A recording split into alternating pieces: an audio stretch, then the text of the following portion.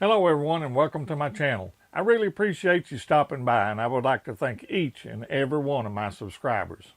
Some of you have been here since the start, and there have been a lot of new subscribers lately as well. If you have been into survival and preparedness, you have probably heard about the 5 C's of survival. Dave Canterbury was the one who started this as 5 items or categories of items that you need to have with you to survive an emergency situation. He later expanded it to 10 items or categories. I've been trying to take the best information that I can find from the prepper, bushcrafting, survival, backpacking, and hiking communities to develop the best possible bug out bag and gear that I believe will work best for me.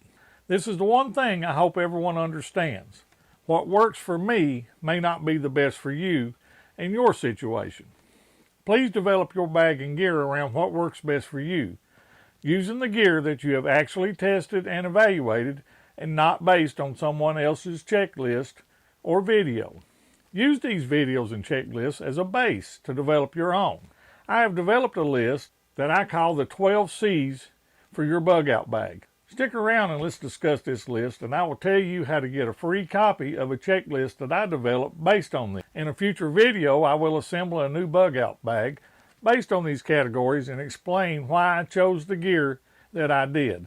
Let's get started with the understanding that these are not in certain order of importance, as I believe they are all important. The first C I want to talk about is calories. Food and water are very important in any bug out or survival situation, and I believe many people overlook the need to have food that can be prepared easily without the need for large amounts of water, special pots or pans, or that is heavy and bulky. In my opinion, freeze-dried backpacker and camping meals are one of the best options, as they do not require any special storage conditions, are as simple to prepare as adding some boiling water and letting them rehydrate. Water is heavy and bulky, and I believe people underestimate the amount of water that they are truly going to need. It will not be possible to carry this amount, so you will need a way to gather and purify water along the way. I believe the people that think they will be able to hunt, fish, trap, and forage for their food are going to be in for a very difficult journey. The next C I would like to discuss is cover. This category will include everything from the clothing you are wearing, rain gear, a shelter if you have to spend more than one night on your journey, sleeping gear to help you stay warm and dry, and this is all based on the season and time of year. In a future video, we will discuss 5 different shelter options that you may want to consider. The next C is combustion. You will need a minimum of 3 different ways to start a fire, and this can be as simple as a lighter, some matches, and a ferrocerium rod. A fire may be needed to keep you warm, prepare food, and purify water. The next C is cutting tool. You will need a way to make firewood, construct a shelter, prepare food, or expose an injury. I believe that you need a good quality folding knife, a good fixed blade knife, and a saw, tomahawk, small axe, or a hatchet.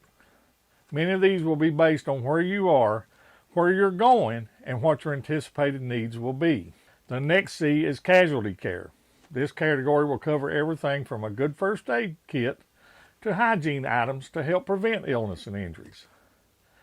I know that many people are into these blowout kits that are used to treat gunshots and traumatic bleeding. I believe you need a good first aid kit, as it's far more likely that you will suffer a sprained ankle, a cut, or a burn than it is a gunshot. The next C is candle. You will need a good flashlight or a headlamp, as it will get dark sometime or another. I prefer headlamps, as they leave your hands free and the light shines wherever you're looking.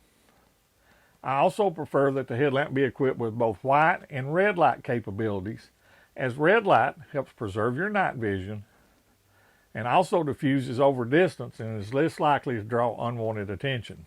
The next C is container. This category covers everything from your pack that you carry your gear in to a way to carry water and prepare food. Next C is cordage. Many people are familiar with paracord, and that is the main type of cordage that most people use and carry. Number 36 bank line is another useful type of cordage. Cordage is used for everything from constructing shelters, suspending a pot over a fire for cooking or boiling water, to repairing broken piece of gear. The next C on the list is communications. The ability to receive information is going to be invaluable. And this category would cover items such as your cell phone, which may or may not be working, a portable AM/FM weather radio to a two-way radio.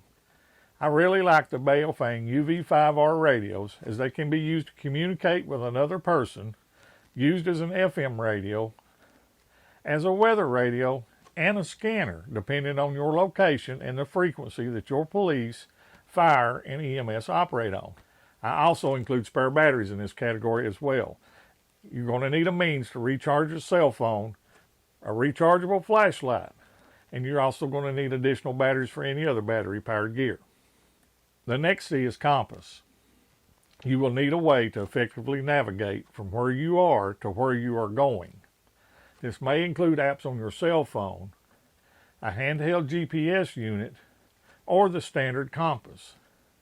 You will also need good quality maps to go along with your compass, as well as the skills and knowledge to use them. I see lots of videos where people have a compass, but never mention a map. Just because you know that your intended location is north, does not mean you can use that compass and start walking north. Being off by as little as 5 degrees from where you are to where you intend to go could put you way off course over a long distance. You may also encounter a large river, a large mountain, a canyon that you were unaware of that would require you to backtrack, find a way around, taking valuable time that you need to get to your intended location. The next C is going to be cargo tape. This category would include duct tape, gorilla tape, or a roll of electrical tape. Tape can be used to repair gear, for first aid. Gorilla tape can be used as a fire starter, and you can use it in shelter construction. Before we get to the last C, and you have stuck around this long, I want to thank you. If you would like a free copy of this 12 C's list that I have developed and turned into a checklist, then just look up my email on the About page of my channel. Send me an email and I'll be happy to send you a copy that you can use or edit to meet your particular needs. The last C on my list is combat. This one may be controversial to some, but I believe you need a way to protect yourself from two-legged and four-legged animals. How you choose to do this is entirely up to you, but I will say that if you intend to use a firearm, make sure you have the knowledge and training to use that firearm safely and effectively. I really appreciate you watching. If you find this video helpful, please hit the thumbs up and let me and YouTube know that you like this type of content.